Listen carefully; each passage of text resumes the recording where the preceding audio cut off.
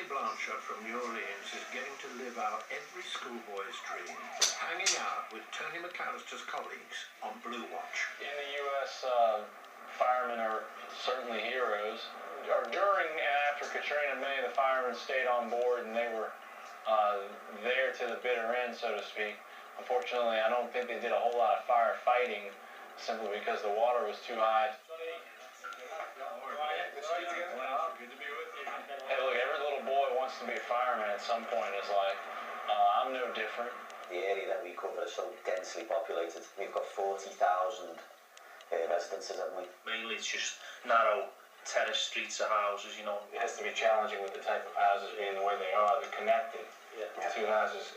Yeah. There's just something about you guys that do this. There's a certain person that I guess has the guts. I'll try that on. Okay, it's a bit tight, that is not. So how is it? Yeah, not bad at all. Do you feel like a firefighter?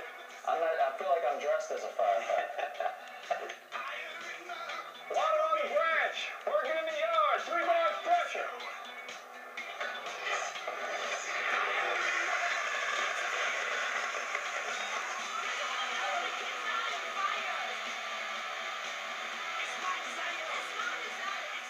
With their hoses safely stowed away, Blue Watch makes sure that restaurateur and trained chef Johnny earns his keep.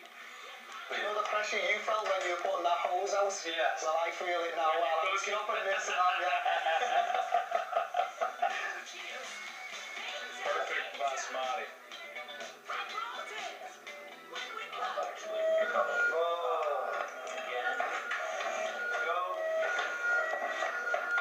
Do I get to go?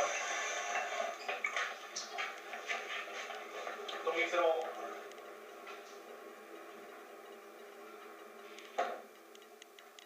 Sadly for Johnny, there are no spare seats for chefs on the fire engine during emergency call-outs.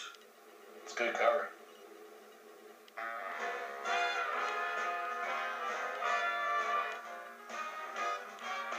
When pampered Liverpudlian teenager Melissa McAllister leaves home for university, she may well starve, as she's never learned how to cook. So today, Melissa is receiving a crash course in catering from New Orleans chef Joe Palestina. First, Melissa will need to find something to cook. Don't be afraid. If you're afraid, they can smell fear. Really? So be very careful. Don't drop any, because they are quite valuable. Oh, I don't want to touch it. Come on. You're going to have to get in there and do it. We don't have a whole lot of time. So you can do it. Do it with confidence. Don't do it. I don't think you can do this. It's the red beak that scared me. Just really get in there and get underneath her. See? It's not so bad. Eventually, Melissa does manage to snaffle some eggs off the killer chickens. Next challenge, 2 fried eggs over easy. Have you ever cracked an egg? Yeah. All right, great. Throw the fire down. Now flip it. Now we gotta clean it.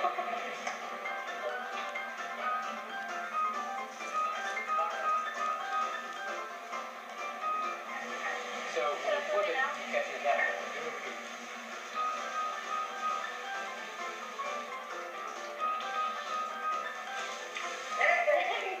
Back on the fire. Good job. Success! And eventually, against all the odds, Melissa manages to serve up 2 egg burgers for her gobsmacked parents. They look gorgeous. Well done. You made them yourself. Well done. It gave me a bit more confidence by cooking and frying the eggs and getting the eggs all by myself, because now I know I can go out into the real world and do things myself, like I can cook my own burgers now and catch eggs from chicken the way I was seeing them. I'm quite proud of myself. I didn't think I could cook a burger like that. Melissa's twin sister Alex is a budding piano player and came to New Orleans hoping to learn more about the city's musical heritage. The jazz came from New Orleans with Louis Armstrong and people like that. Like they're very proud of the jazz roots. Tonight, Kermit Ruffins has invited the McAllisters to his jazz club in the Tremay neighborhood, and Alex has a surprise in store for her family.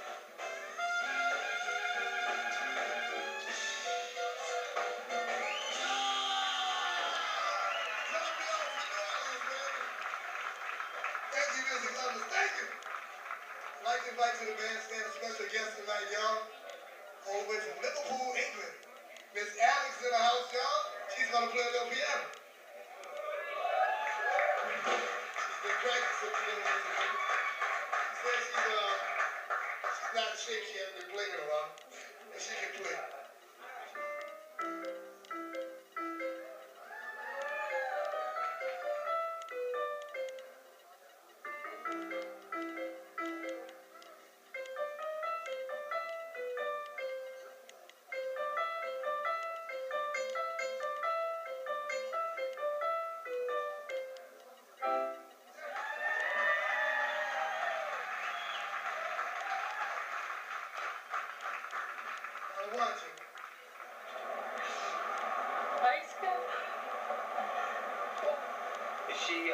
Is she normally quite sort of confident? No, she's very, very reserved. To be honest with you, I'm quite surprised that she's agreed to it. To be honest with you, come to somewhere like New Orleans and to perform to an audience she doesn't know in a strange city, it just blows my mind away. Very, very proud. Absolutely proud. Yeah, I'm made up that I did it now. So first I was a bit nervous and I didn't know when to do it, but it's just like an experience I'll never get to do again. Just made up that I did it. It's the Blanches' last day in Liverpool, and their new friends have organised a farewell party in their honour. This week's been quite an experience for the whole family. Liverpool obviously has a deep-rooted tradition and family. The kids, man, I can't tell you. They don't want to go home.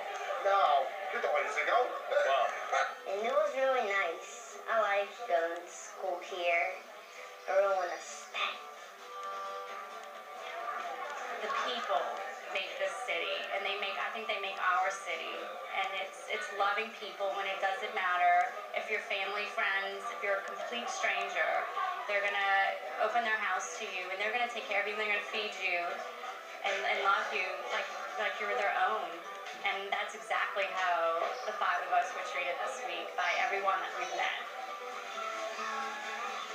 I think that my children have grown out of this.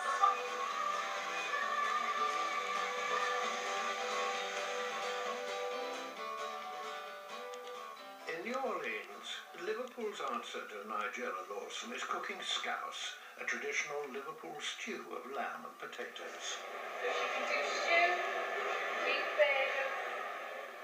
Oh, thank you. It tastes like scouse. Everything is scouse. Your language is scouse. Your political minute is scouse. Give a nice speech, Tom. All right, so. I'd just like to say, when we started out in this process,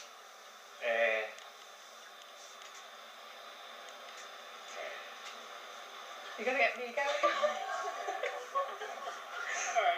you are beautiful people, sincerely, and I mean it.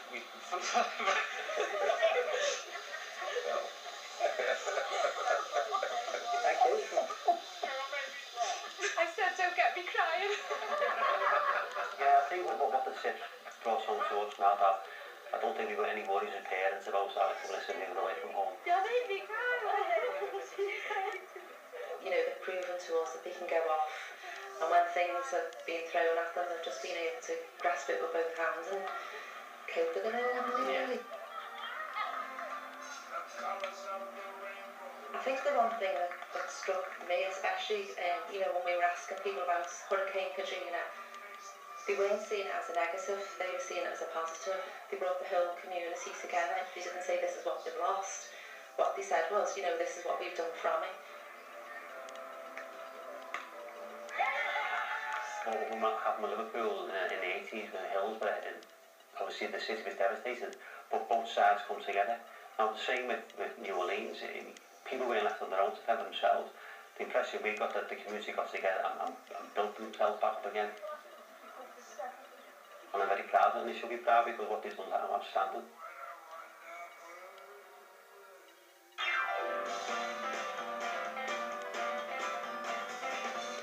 What does a toothbrush have in common with a toilet? Unfortunately, it appears quite a bit.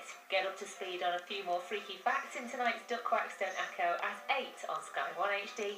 We'll catch up right now at a time to suit you on demand.